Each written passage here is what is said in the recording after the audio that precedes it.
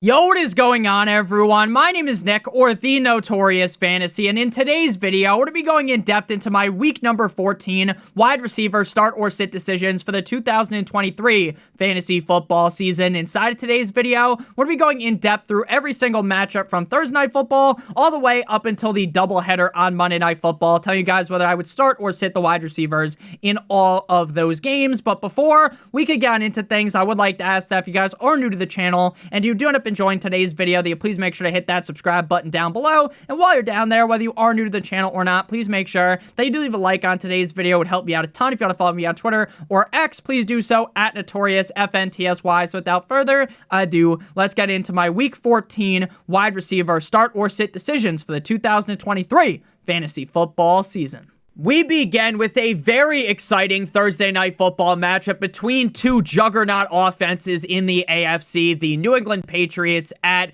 the Pittsburgh Steelers. Obviously, that was all sarcastic, as these are two offenses that you might be better off watching paint dry than watching them play on the gridiron. For the Patriots, Demario Douglas did miss last week against the Chargers due to a concussion that he suffered in Week 12 in MetLife against the Giants. This season, ever since he did become the wide receiver one in New England, he has seen 7 or more targets in 4 straight weeks. He is going to continue to finish somewhere in the range of wide receiver 24 through 36 every single week. Now, he does have limited upside because of the fact that Bailey Zappi can't hit the broadside of a barn with a football, and if they magically decided to go with Mac Jones instead, it's not like things would get a lot better.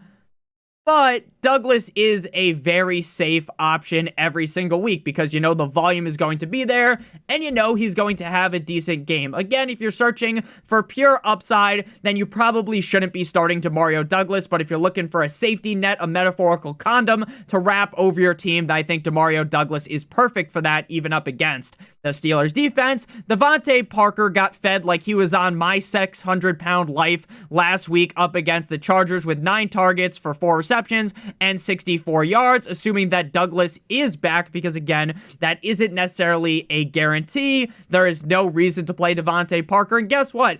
Even if Demario Douglas ends up missing, I'm still not starting Devontae Parker. Juju Smith-Schuster, TikTok boy, has been straight up ass this season, and there's no need to talk about him. I don't even think people that are in 32-team fantasy football leagues have Juju Smith-Schuster on their team. Deontay Johnson ended up being someone that a lot of people were talking about on Twitter last week, and that was because up against the Arizona Cardinals, the Steelers got hit with a bunch of haymakers, right? Kyler Murray was digging him a grave, and Deontay Johnson scores late in the game, and this is not to cut the deficit to 7, to 3, to 10. Like, the game's basically already over, and Deontay Johnson is hitting the fucking Mambo number 5. He's hitting the cha-cha slide in the end zone. And people get mad about that because you're not supposed to celebrate when you're down by a gazillion points, right? I get it. But at the end of the day, if you're Deontay Johnson, a guy who never really scores, I'm fine with him hitting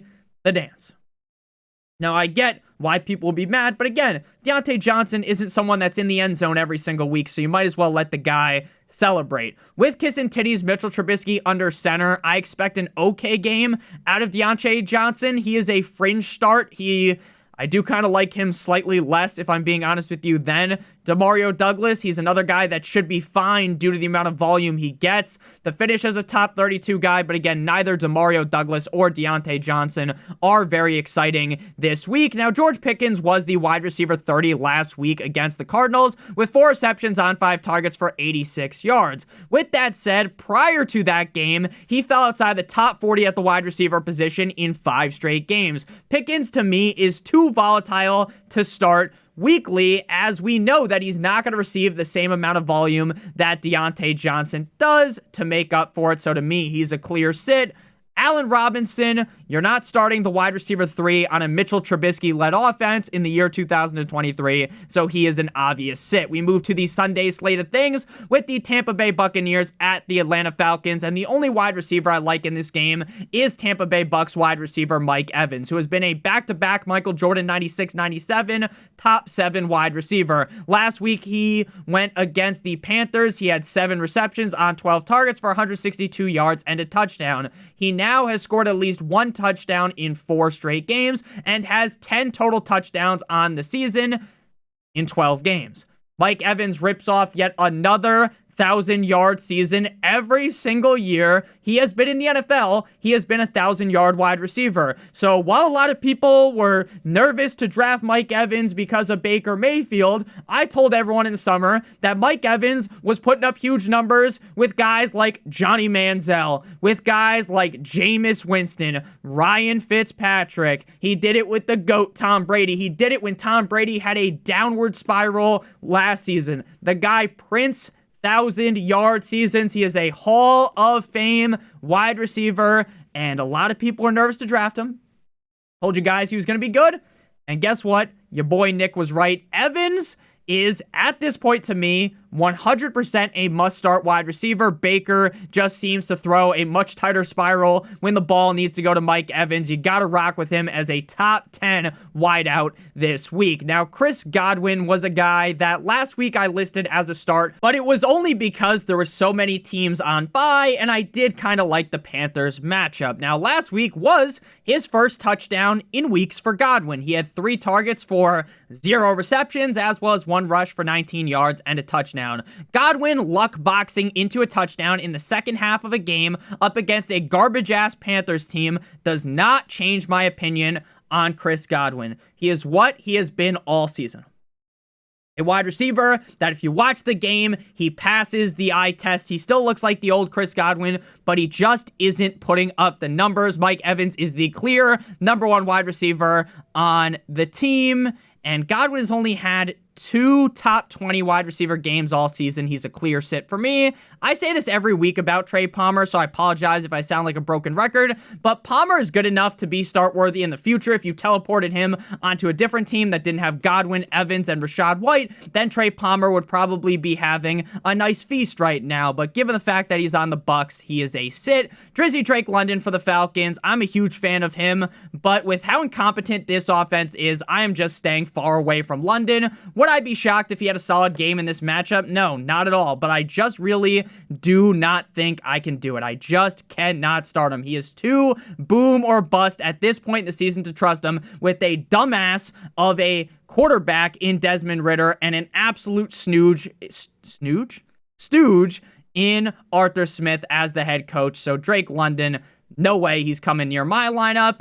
Van Jefferson, Kaderil Hodge. If I can't start a guy as skilled as London because this team sucks more cock than Riley Reid, I would not touch Jefferson with a 10-foot pole, and the same thing can be said about Kaderil Hodge. Next up, we move to the Detroit Lions at the Chicago Bears. Now, I will warn you right now that there's a chance that this game could be a little bit wet. There's a chance of serious rain as well as wind in this game, which is something to monitor as the week goes along. I am not a meteorologist. I'm not a fucking weatherman here, so I'm not going to sit here and pretend to predict the weather, but if it is very windy come Sunday, there might be reasons to get a little bit more nervous about these guys. You're still going to start them, but they might fall down the rankings. So Amon-Ra St. Brown had a semi-down game last week against the Saints with 2 receptions on 6 targets for 49 yards and a touchdown. But at the end of the day, Amon-Ra St. Brown has been one of the most consistent wide receivers in fantasy football this season. He's currently the wide receiver 7 on the year. So I will definitely be fully confident in him here up against a not-so-hot Chicago Bears defense. I think this will be a big game, a huge game out of Amon-Ra, the sun god, St. Brown. Jameson Williams scored a touchdown last week on his 1 carry for 19 yards. He also had a reception for 11 yards. Now, I still do strongly believe that Jameson Williams has the skills to pay the bills, as the kids would say, but at the end of the day, getting 3 targets, 3 total touches every single week, even in an elite offense like the Detroit Lions, just doesn't cut it enough for me to want to start him. Josh Reynolds is another guy that will see about 3 targets a game. Just like J-Mo, it just isn't good enough for me to consider starting him, even up against the Bears defense. Speaking of the Bears, we got wiki DJ Moore as a start. Now, Justin Fields coming back has essentially given DJ Moore a brand new life. Moore has been resurrected Undertaker style over the last 2 games, and even in a game that was kind of a snooze fest last time out up against the Minnesota Vikings in an absolutely atrocious primetime game, I think this is going to be another top 10 game out of DJ Moore. Against the Vikings, he had 11 receptions on 13 targets prior to the bye for 114 yards. Going forward for me, he is a must-start wide receiver, especially up against the Lions defense that looks nothing short of completely limp dick. I know early on the season, they were percolating, they were looking good, but recently, man, this is a defense that is down in the dumps. Darnell, here comes the Mooney. With Fields back under center, anyone not named DJ Moore or Cole Kmet have faded away like a shot from Michael Jordan. To me, I know that when we saw Tyson Bagent out there, Darnell Mooney was getting some targets, but with Justin Fields, it really seems like a funnel offense toward DJ Moore and Cole Kmet. So Mooney belongs on the bench, and honestly, in most leagues, he should be on the waiver wire. Tyler Francis Scott Key, the creator of the national anthem, will see a max 3 targets in this game. Just don't even really consider starting him. Next up, we move to the Indianapolis Colts at the Cincinnati Bengals. This is a game that I, for one, am very excited to watch because I am hesitant to throw the crown on Jake Browning's head, Biggie Smalls style, right? Because while he had a masterclass performance, a downright amazing surgical performance against the Jaguars, no one saw this coming. Even Jake Browning's parents probably didn't assume that he would go this hog wild in prime time on Monday Night Football. And if Tyler Boyd didn't think he was Patrick Mahomes and throwing a costly pick directly to the Jaguars defense to put them into the red zone, I don't even think that this game goes to overtime. This was a game where the Bengals appeared to be in the driver's seat, and somehow the game ends up going to overtime even with Trevor Lawrence getting hurt. In that game, Ja'Marr Chase had 11 receptions on 12 targets for 149 yards, one shy of 150, and a touchdown. Now, I definitely do think that Jake Browning is going to regress. So I'm not going to get down on my knees, give Browning the Gawk Gawk 9000 special and talk about how Browning is this next elite quarterback in the NFL, this, that, and the other thing, because I know some people are very quick to react to one game and start feeling like, hallelujah, we got Josh Dobbs 2.0, this, that, and the other thing. Now, again, I'm not trying to tell you that Jake Browning is dog shit, because every single start that Browning has got ever since Joe Burrow got hurt, he's looked decent, right? But I just don't think he's as good as he was up against the Jaguars. And it would be very hard for me to sit Chase against a defense that I believe that he could bend over a table. So this game does potentially have the making of, you smell that, a very high scoring potential matchup. I am obviously going to be starting Ja'Marr Chase again. There are negatives to be thrown at Ja'Marr Chase, basically all about Jake Browning, but it was very evident that Jake Browning wants to feed Ja'Marr Chase. Browning has other talented receivers to throw it to, like T. Higgins, but he just continues to feed Ja'Marr Chase. Speaking of Higgins returned from injury that knocked him out the prior 3 games. Last week, he had 3 receptions on 3 targets for 36 yards, and even with Browning looking downright incredible, he was looking surgical, like he could have been in Grey's Anatomy, I would rather just assume that Browning's going to continue to force feed the rock to Chase and almost leave Higgins kind of out to dry. I just can't start him right now. Tyler Boyd, aside from throwing an egregious interception directly to the fucking defense that we talked about with Ja'Marr Chase, Boyd had a solid game with 5 receptions on 7 targets for 37 yards. With all that said, I just don't really see any reason to start Boyd when Higgins can just suck those targets all right back like he's Kirby. So I'm going to go ahead and sit Tyler Boyd. For the Indianapolis Colts, Michael Pittman has transformed himself ever since Anthony Richardson got hurt into one of the most reliable wide receivers in the entire NFL for fantasy football. Pittman was downright incredible last week against the Titans. He laid a pipe for that ass like he was a plumber. 11 receptions on 16 targets for 105 yards and a score, which marks back-to-back weeks with 10 or more receptions and over 100 yards. The Bengals defense is far from a wet dream matchup, but I will still have to rank Pittman inside the top 10 because he very clearly deserves it. Josh Downs, I do think some people argue that Downs is a start, and I do understand that argument. He just hasn't been a top 32 wide receiver since week 8, and it's week number 14 right now. The volume should be there, but honestly, I am even unsure about how many targets he's gonna see. He just got 5 last week. Like, is that greatly going to increase with kind of some newfound love for Alec Pierce. As of right now, I want to wait to see him ball out before I just jam him back into my lineups.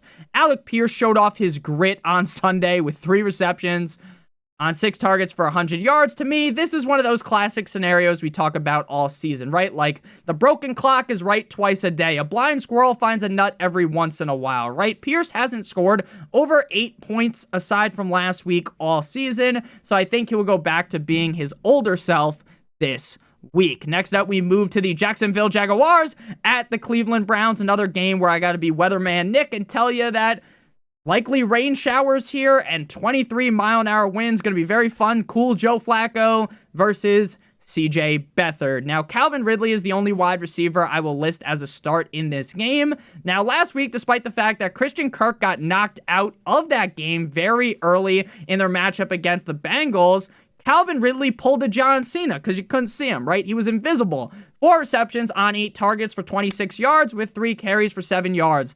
I do think without Kirk this week, we should see a much stronger performance against the Browns, but I can't really talk him up so highly because this could be a rough spot for CJ Meathard Beathard here against the Browns, especially if the wind is going crazy. So if we get to Sunday, like, okay, there's going to be crazy winds, then Ridley might honestly drop out of being a start. Zay Jones had 8 targets for 5 catches with 78 yards. If Trevor Lawrence was starting this week without Christian Kirk, I would debate starting Jones. But without T-Law, I believe Zay Jones is best left on your bench, especially up against a Browns defense that is rock hard. Parker Washington, in a game where Washington saw his first ever NFL catch, he also scored his first ever touchdown, 6 receptions on 6 targets for 61 yards with that touchdown, which was very cool to see. But ultimately, I expect him to take the back seat, to have that train kind of come to a stop this week against the Browns. For the Browns, Elijah Moore had 4 receptions on 12 targets for 83 yards last week, which is now the 2nd week in a row where he's gotten 9 or more targets. I do think Moore is interesting as he is close to being a start for me this week, but at the end of the day, even without most likely Amari Cooper, I just don't have enough trust in the Browns quarterback situation to trust him. Amari Cooper exited Sunday's game with a head injury. I would say that, again, I'm as much of a doctor as Johnny Sins, but I don't really think he's going to end up playing, which should lead to more work for Mr. Moore, and he will be the wide receiver 1. Even if Cooper is able to return on Sunday, I would rather just sit him. Cedric Tillman has seen an uptick of targets over the last 2 weeks, but frankly, he just isn't very good, so I would sit him. Next up, we got game number 6 here, the Carolina Panthers at the New Orleans Saints. But before we break down this game in depth at the wide receiver position, as well as the rest of the games up until the doubleheader on Monday Night Football at the wide receiver position, I would like to ask that if you guys are new to the channel and you do end up enjoying today's video, then please make sure to hit that subscribe button down below. Whether you are new to the channel or not, please make sure you leave a like on today's video. It would help me out a ton. And I would like to give you guys a quick word for our friends and our sponsor over at Underdog Fantasy. Underdog Fantasy is the best place to play NFL Pick'em in the whole entire universe, and today, Underdog Fantasy has a great offer for you guys that we're going to be talking about in just a couple of seconds, but first I want to explain how the Underdog Pick'em works. So you're going to have to select a minimum of 2 players from at least 2 different teams. In today's version of this, we're going to be talking about the Lions at the Bears game. Now, there's going to be a lot more options to choose from as the week goes along, but this video is being recorded on Monday night, early Tuesday morning, so that you guys can watch it when you're watching it. So we're going to have to go ahead and look at the offerings that they have right now. So we're going to go ahead and go with David Montgomery higher than 68.5 rushing yards in this spot, as well as DJ Moore higher than 63.5 receiving yards. I think this will be a very high-scoring game. I think Montgomery should easily be able to get higher than that number, and I believe with Justin Fields back under center, with him looking as good as he's looked, DJ Moore should be able to have a very solid game against a pretty bad Lions defense. So if both of these hit, we'll get 3 times our entry fee. If you want to do 3 picks, it's 6 times, 4 picks is 10 times. times, and 5 picks is 20 times your entry fee. All of the picks, of course, have to hit if you live in one of the states on your screen right now, and you are new to Underdog and use promo code Notorious. You'll get a first match deposit bonus up to $100. You deposit 100, they give you an additional 150, additional 50, 10, and additional 10. The minimum deposit on Underdog is $10. If you have a gambling problem, please make sure that you call 1-800-GAMBLER. Back on into things here, Panthers at Saints. Now, Chris Olave definitely sees a boost with the check down god Derek Carr injured. Obviously, we don't root for injuries, but we have to talk about things after an injury happens. We've talked about Browning with, losing Burrow, CJ Beathard without Trevor Lawrence, right? So that's just kind of how the cookie crumbles. Players are going to get hurt, and it sucks, obviously. No one should be rooting for injuries. Very sad, especially for a guy like Trevor Lawrence, who has the Jags on the up and up, and they easily could have been the number 1 seed in the AFC after last night's game. So with famous Jameis Winston under center, I think the upside, the ceiling of Chris Olave increases greatly, because Jameis Winston does one of those things where he says, fuck it, Chris Olave out there somewhere. Now, he's going to throw that sometimes. It's going to be a pick six. It's going to be a pick. Sometimes it's going to bounce off the corner's hands, bounce off Olave's hands, hit the corner's hands like they're playing fucking volleyball, and then Chris Olave catches it, right? Chris Olave is a very fun player now with Jameis Winston under center. Olave has had over 110 yards in back-to-back weeks, and I expect Chris Olave to do the exact same thing up against the Panthers defense. Rashid Shaheed missed last week against the Lions with a thigh injury. If he does play, he will be the wide receiver 2 since Michael Thomas is out. If you guys are on Twitter, you follow Michael Thomas, or X, which is called now.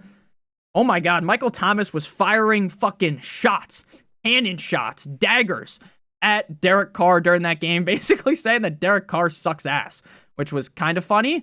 I feel like the upside that Shaheed possesses with Jameis under center is great, right? I definitely can recognize that, but we know how Shaheed is. There's going to be every couple of weeks, he pulls that rabbit out the hat, right? He has that huge game, but then after that, he goes silent like the night where Santa Claus comes. So ultimately, Rashid Shaheed's a sit. A.T. Perry for the Saints was the wide receiver 2 last week for them and didn't do much, so he's clearly a sit this week, whether or not Shaheed comes back or not.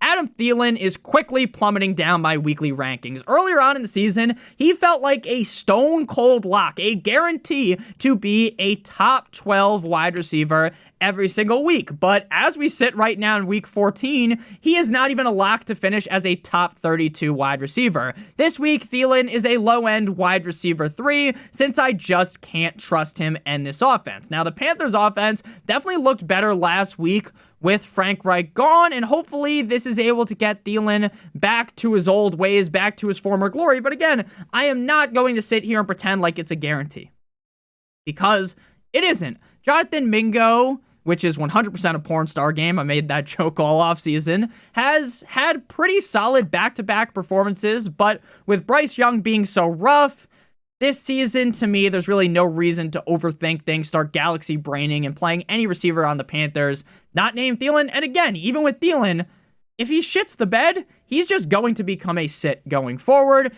DJ Chark, baby Chark, has looked fine on limited work, but again, there's no reason to start any of these ancillary pieces on the Panthers offense. Next up, we move to the Houston Texans at the New York Jumbo Jets. Now, the Jets today cut Tim Boyle, Aaron Rodgers probably distressed right now, and brought in Brett Grippin' It and Rippin' It of the LA Rams. I do still believe that Zach Wilson starts on Sunday, but I don't think that's a guarantee as of right now.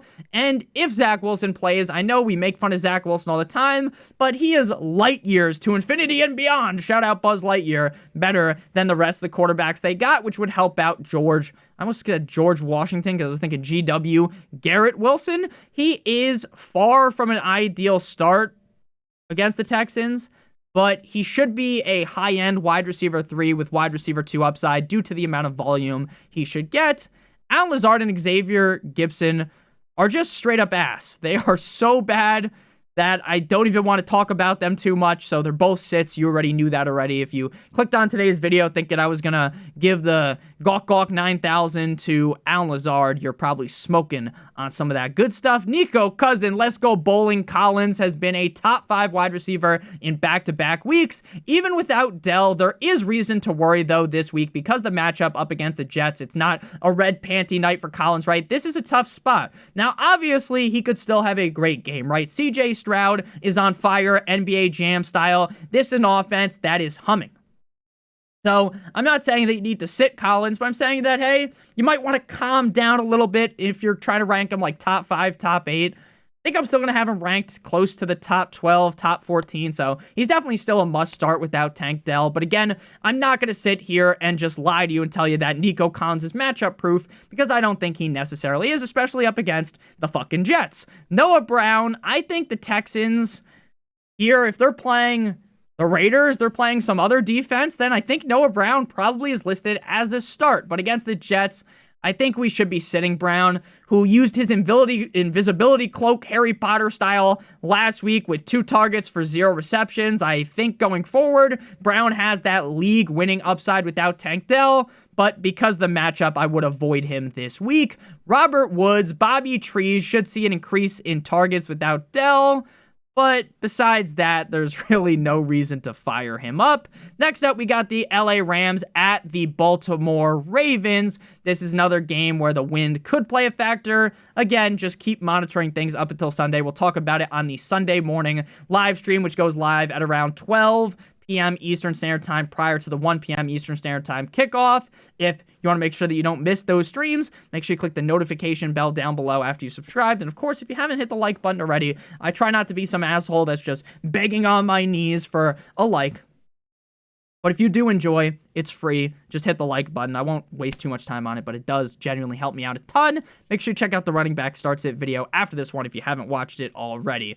So for the Rams, this might genuinely sound crazy, and I think people who are paying close attention to the Rams would realize this, but you know, if you're not someone that's watching the Rams offense all the time, if you're not like box score studying the Rams, saying this might sound a little bit loco, a little crazy, but between Kupp and Puka, I actually trust Puka Nacua more. 2 of his last 3 games, he's been a top 12 wide receiver, and with Stafford looking better, I think the ceiling is pretty high for Puka Nacua, and it was even more positive that he balled out, showed out up against a stout Browns defense last week. Now, he did end up getting banged up in that game. It was looking like on Twitter, everyone's panicking. This looks very, very serious. And then he comes back into the game. So obviously something to monitor, but he should be good to go for Sunday. Last week, he had 7 targets for over 100 yards with 2 carries for 33 yards and a touchdown. Against the Ravens defense, I definitely don't expect another top 12 game,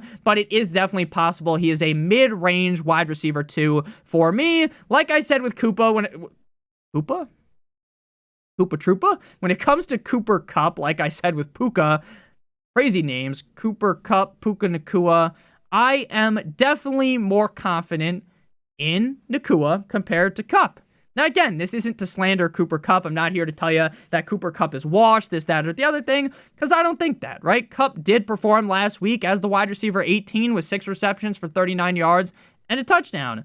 Though the prior 5 games before that, he fell outside the top 40 wide receivers every single week, which definitely does make me nervous. Kupp is a middle-of-the-road wide receiver 3. We know how great he is, right? We know the talent is there. But again, there are a lot of red flags when it comes to Cooper Kupp, especially with the matchup up against the Ravens. Tutu Atwell is good enough to ball when either Cooper Kupp or Puka Nacua are out. Knock on wood, we don't root for injuries, but they're both healthy right now, so there's no need to start him. For the Ravens, Zay Flowers finished on top of the mountain, Kilimanjaro, last time out up against the LA Chargers on prime time, scoring 2 touchdowns as the wide receiver 6. Flowers is definitely the quintessential boom or bust player for fantasy football, so he falls in the wide receiver 3 range, right? If you're hunting for upside, then you might want to take that shot on Zay Flowers. Say, for instance, you need to win your week to get in the playoffs. You need to win to get that bye, right? You think your opponent might bitch slap you, Will Smith style, right? then maybe you want to start Zay Flowers. But if you're looking at a more safe approach, then Zay Flowers would probably want to be on your bench because, again, he fluctuates his points so heavily week in and week out. Odell Beckham Jr. is going to be a sit. Now, he has shown some flashes this season, and I do think that in better matchups, I would probably say that you should start him. But up against a criminally underrated Rams defense, I would let him chill on my bench, though I wouldn't be shocked if he scored since this is a revenge game after all. Rashad Master Bateman has reeked to high heaven this season, just not enough targets for the guy. And even when he hasn't gotten the targets, it just doesn't feel like he's moving the same as he used to. I don't know if anyone, I mean, he barely gets the ball every game, so you might fucking blink and you miss it. But when he gets the ball, it's like, that doesn't look like the same Rashad Master Bateman that we're used to. This guy just shouldn't even be rostered at this point in the season, which is kind of sad as a Rashad Bateman truther. Next up, we got the cold like Minnesota Vikings at the Las Vegas Raiders in Viva Las Vegas. Now, Jefferson should be back this week following his injury in week 5, so it feels like the first time in forever that we get to play Justin Jefferson, assuming he does play. Now, again, we talk about this a lot. Making an assumption could make an ass out of you and me, so I'm not saying it's a guarantee, but I do think he plays. Now, frankly, I don't give a damn if he's on a peg leg like Patchy the Pirate. I don't care if he needs to fucking play like Chad Ochocinco, where you're playing on 3 legs, take a Viagra before the game, use his other leg to run, right? That is how confident I am in Justin Jefferson. He is a must start every single week and could easily be the wide receiver 1 up against the Raiders. Jordan Addison Ray has been on the struggle bus recently, but with Jefferson back, I expect Addison to be a much more reliable player since he will no longer have to go toe-to-toe with the number 1 defensive back on each team. The Raiders matchup is super hot fire for Addison, but again, while I've sung his praises, Justin Tucker style, that guy can sing, if you didn't know that already, but he is just a fringe start because he's been underwhelming. And again, I need him to get his feet wet before I start claiming that he's like a top 24 option. KJ Osborne, with Justin Jefferson back, Osborne, who couldn't even really get targets when Jefferson was out, should be back on your waiver wire. For the Raiders, Adams has been underwhelming this season. He still looks like Devontae fucking Adams, right? He still looks good when you watch him run his routes. But, you know, the Raiders just start pretty bad. The Vikings defense also looks much improved in the second half of the season, so my expectations for Adams are set relatively low. He's a low-end wide receiver 2 for me. The upside is always there since, again, we know he's Devontae Adams, but Aiden O'Connell is so up and down, it just makes me much less likely to be so aggressive in starting Devontae Adams. Jacoby Myers is in that fringe start range, very boom or bust as of recently. Earlier on in the season, this guy was just ripping off amazing games, but recently he's kind of been in a bit of a slumber. I know he performed prior to the bye week up against the Chiefs with 6 receptions on 7 targets for 79 yards and a tug, but frankly, like I said, with Adams, I am untrustworthy of Jacoby due to his quarterback. If things were better at quarterback, Myers would probably be in the top 20, top 24 range every single week. Adams would be ranked much higher, but again, not like Aiden O'Connell sucks donkey cock. He's just not the best. Hunter Renfrow has looked a lot better. We've seen a lot more of him because he was literally not used at all when Josh McDaniels was the head coach. But even with slightly more usage, you're not really going to want to be starting Hunter Renfrow. Next up, we got the Seattle Seahawks at the San Francisco 49ers. Now, DK Metcalf went full Jeffrey Dahmer mode the way he killed the Cowboys defense last week. It was straight up impressive. 6 receptions on 8 targets for 134 yards and 3 fucking touchdowns as the wide receiver 1. Last time out against the 49ers on Thanksgiving, you know, we think about the Thanksgiving feast, right? DK Metcalf had fucking ramen noodles for dinner, and instead of the nice soup, someone just took a piss in it, right?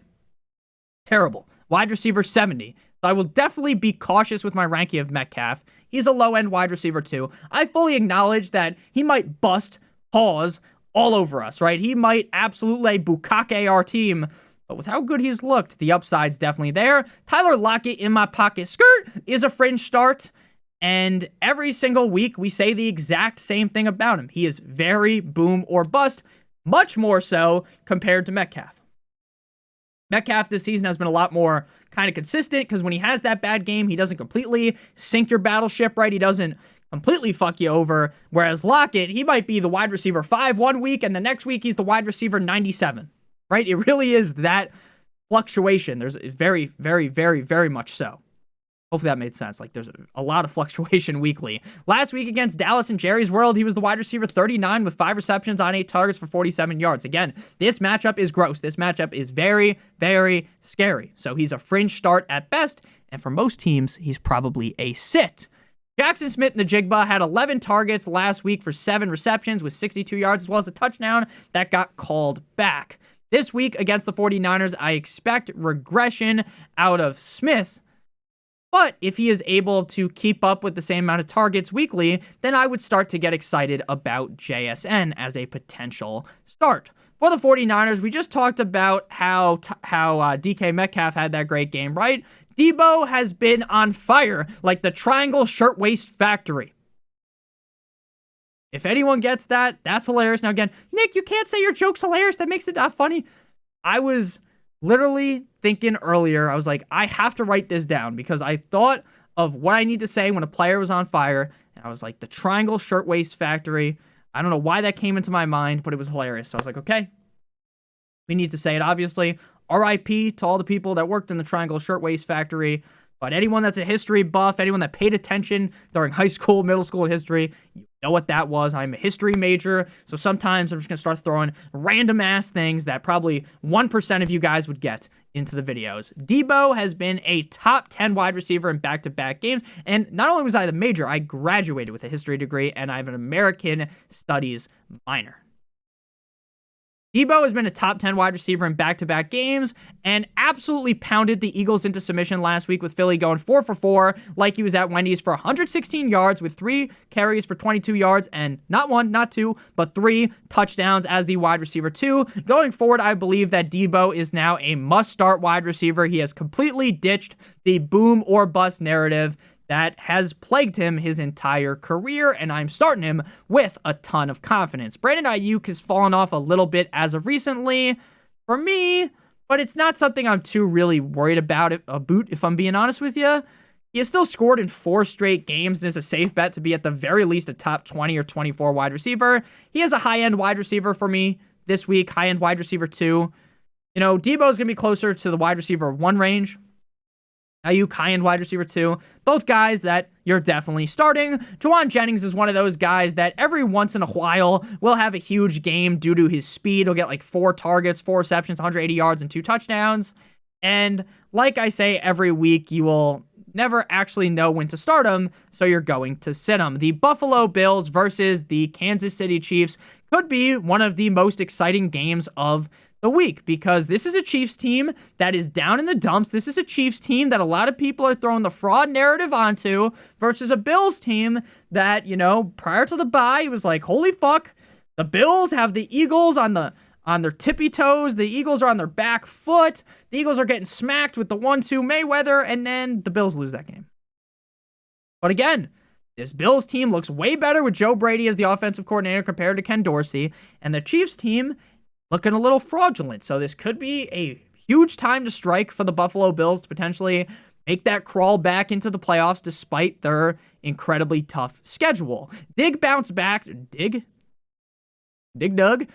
bounced back prior to the bye after 2 stinky performances in Week 10 and Week 11. Week 12 in Philly, he had 6 receptions on 11 targets for 74 yards. We all know Diggs is great, so I don't have to sit here and give him the Gawk Gawk 9,000 special. He is a must-start every single week, and this game, if the Chiefs offense does wake up, this could be a very high-scoring game. Gabe Davis is also a start, but Gabe Davis is another one of those guys that we know exactly who Gabe Davis is. He is a super high upside player like Zay Flowers, Tyler Lockett, and the floor is the fucking basement. The floor is that place in the cabin in the woods where it's like underneath where the cabin is, right? And there's all those crazy ass things down there, right? The it's like basement number 57, right? It's that low because he could be the wide receiver 125 this week and it wouldn't shock me one bit. He could also be the wide receiver 7 and it wouldn't shock me. He is listed as a start due to the immense week winning upside. But if you want to wrap your team up in that Durex, that condom, there is no need to play a guy like Gabe Davis. Shout out to Mike Tyson. Khalil Shakira is basically just a less trustworthy version of Gabe Davis. Straight up, boom or bust. And if I trust him even less than Gabe Davis, you would want to sit him down. For the Kansas City Chiefs, Rashee Rice has been pretty reliable this season. Now, he didn't start off that way, but for a majority of the season, he has been reliable once he was more integrated into the Chiefs' offense. Back-to-back weeks as a top 24 receiver with 9 or more targets in both of those games. Against a Bills defense that can get burnt, Eli Apple style, burnt like toast, you would definitely want Rashee Rice starting as a back-end wide receiver too. Then we got the other receivers on the Chiefs. Justin Watson did have the monster performance in Week 11 against the Eagles, but outside of that, there's a guy that ranks outside the top 50 at wide receiver every single fucking week. So while the upside is there, because we saw it, probably one of those games, again, where, you know, a blind squirrel finds a nut every once in a while, so I don't really think Justin Watson's going to do all that. MVS couldn't catch the common cold. There's literally no reason to start him, no reason to talk to him, no reason. If he wants to talk to me, I'll talk to him. I'd love to be friends with an NFL player, but, you know, if MVS was my friend, dude, you could be like the 5th, 8th, the 8th, like you could be a practice squad receiver, and I would be talking about you as a must start every week, even if you don't start, if you're watching my videos and you want to be my friend. So MVS, if you want to be my friend, I appreciate it. I'll talk to you, but let's be honest, this guy fucking sucks, so he probably doesn't want to be my friend. Next up, we got the Denver Broncos at the Los Angeles Chargers, the final game before we get into the primetime Sunday night and doubleheader on Monday Night Football. Is it technically a doubleheader, though, if both the games are going on at the same time? Maybe, maybe not. Let me know in the comments. Denver Broncos at the LA Chargers. Despite Russell Wilson looking like Jamarcus Russell last week, Sutton still had 2 receptions on 7 targets for 77 yards and a touchdown, which is now Sutton's 9th game out of 12 games with a touchdown. Against the Chargers defense, I expect Russ to look a whole lot better, and thus Sutton, who is the clear number 1 receiver on this team, to finish inside of the top 24 at the very least. Jerry Jeudy is just not very involved in this Broncos offense. He's been a guy that I did not really like in the offseason, and I definitely don't like him now after we've kind of just seen him fade into not irrelevancy because he still sees targets every week. But the targets are becoming less and less, right? Judy's a guy that coming into the NFL draft was a highly talked about prospect, right? A very clear number 1 receiver coming into the NFL. You know, Jeudy versus CeeDee Lamb was a huge discussion in the draft, and then obviously, if you're the Cowboys, you're very happy you got Lamb. If you're the Broncos, I mean, I don't think Judy's that bad, but he just hasn't really worked in Denver. I think genuinely a change of scenery is needed for Jerry Jeudy to really blow up. Even against the Chargers defense, there's just zero need to get cute and play Jerry Jeudy. Marvin Mims Jr. had seen a boost in targets, giving him around 2 or 3 targets a week. He's used to like 1 or 0. But even with Russ and how he's been cooking this year, you just can't start a guy who is basically guaranteed to get like 2 or 3 targets every week. For the Chargers offense was straight up in need of a Viagra on Sunday. They were as limp dick as it could possibly be, and it was honestly hard to watch. If you watch Red Zone, I would tell you I think we saw 3 plays of that game. I'm not even kidding. If you don't have another TV or you're watching on your phone or something, if you did not have any other way to watch the Chargers game versus the Patriots besides on Red Zone, you literally saw maybe 17 seconds of that game. It was that bad. Keenan Allen had 5 receptions on 9 targets for 57 yards. I can't possibly imagine Allen doing this bad again.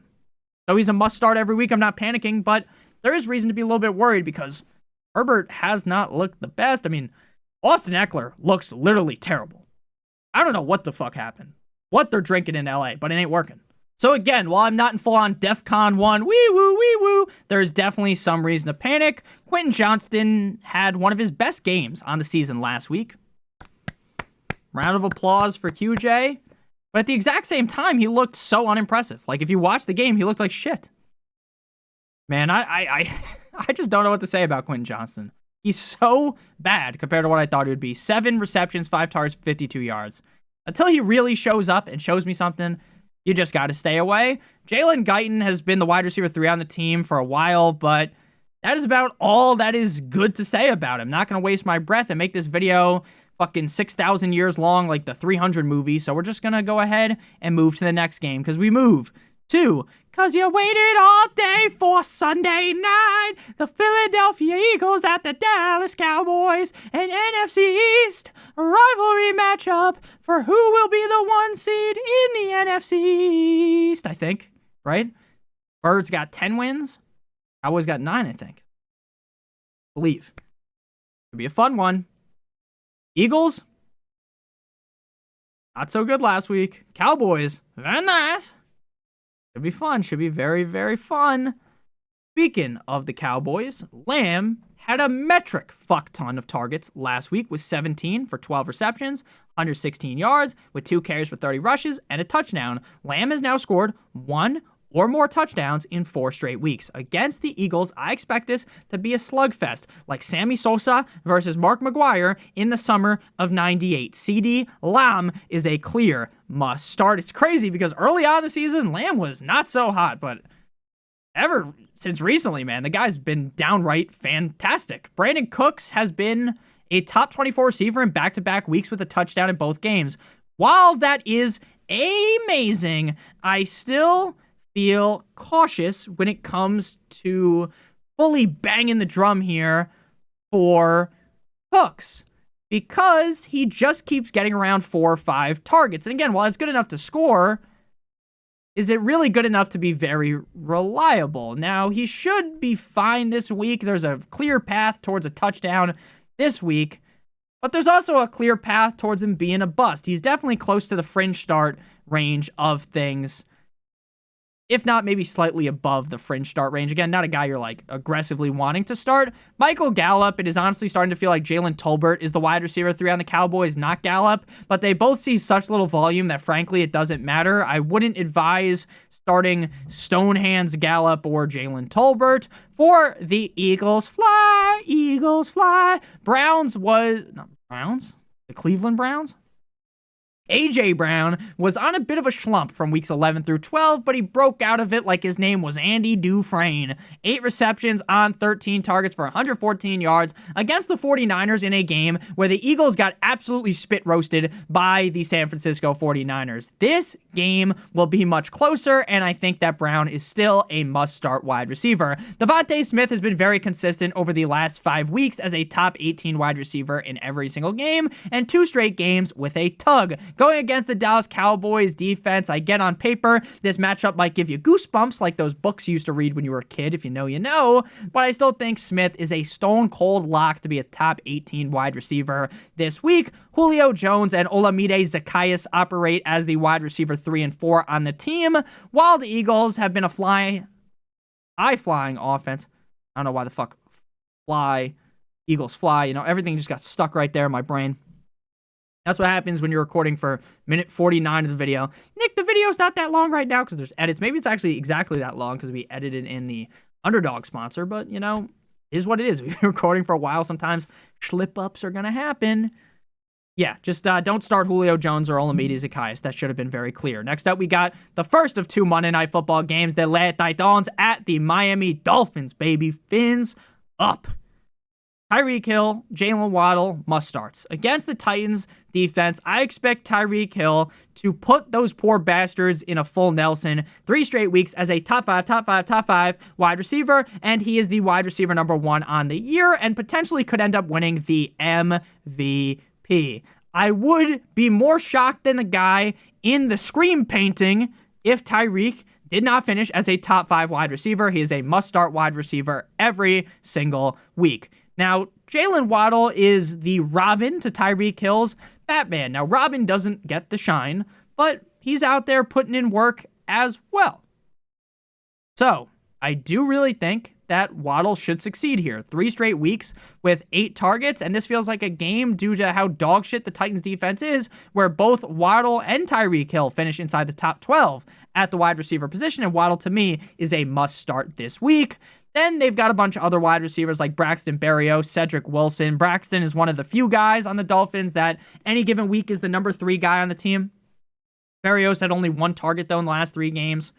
No need to start him, even with how great the Dolphins' offense is. Now, DeAndre Hopkins, his season has been a roller coaster ride. And not one of those roller coaster rides where it's just really fast, and there's not a lot of turns and ups and downs, right? This is a real up and down roller coaster ride for DeAndre Hopkins. There's been games where he's been peppered Salt Bae style, and then there's other games where he sees like 5 targets. Last week against the Colts, he had 5 receptions on 12 targets for 75 yards and a score. Hopkins is a wide receiver 3 this week in my rankings, but I would think twice before aggressively forcing him into my lineups.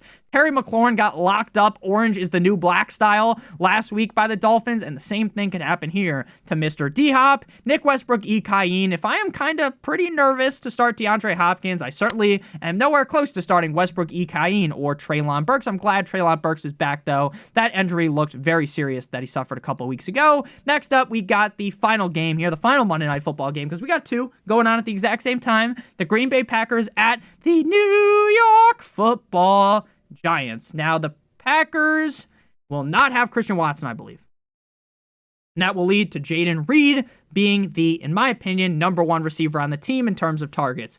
He did shit the bed last week against the Chiefs, but prior to that, he had 3 straight games with a touchdown, and 2 out of those 3 games, he was a top 12 wide receiver. I expect him to hop back in the saddle like Morgan Freeman in Unforgiven up against a soft Giants defense. Romeo Doubs, to me, is not as good as Reed, but not by like a wide margin, and that doesn't mean that I want to shit all over Romeo Doubs. I will have Doubs ranked behind Reed, but I don't believe it will be by a huge margin, like a wide margin. Doubs is a high-end wide receiver 3 with solid upside, assuming that the team integrates Doubs in more without Watson, and also assuming that Dontavian Wicks, John Wick's long-lost cousin, doesn't get way more targets. Now, Wicks has gotten 4 to 5 targets a week over the last 5 games. I think he should see a boost in production without Watson, but I don't think it will be enough for him to be a start. Now for the Giants, with the greatest Italian since Rocky Balboa, the greatest Italian athlete since Rocky Balboa, starting at quarterback, there is some hope for the Giants wide receivers. Hyatt actually had over 100 receiving yards last game out against the Patriots prior to the bye, but ultimately the Giants have a bunch of wide receivers that are all basically the same, and none of them stand out from one another. Now, if I had to say, Nick, who do you think the best receiver out of this group is? I think it would be Jalen Hyatt. But again, there is far from a guarantee that he's the number 1 receiver in terms of targets, yards, any of that this week. So Hyatt, Juan, Dale, Robinson, and Sterling Shepard are all sits. So thank you guys all so much for watching. If you did end up enjoying, make sure you guys hit that subscribe button down below if you are new. Whether you are new to the channel or not, please make sure you leave a like on today's video. It would help me out a ton. If you want to follow me on Twitter or X, please do so at NotoriousFantasy. If you'd like access to my Patreon for the weekly rankings, as well as an answer to any of the questions you may have, check out the link in the video description for $7.50 a month. Check out Went it the wrong way. One of the videos on your screen right now if you haven't seen them already. I love you guys all so much. Back tomorrow with 2 videos. Have a great one. And as always, good boy.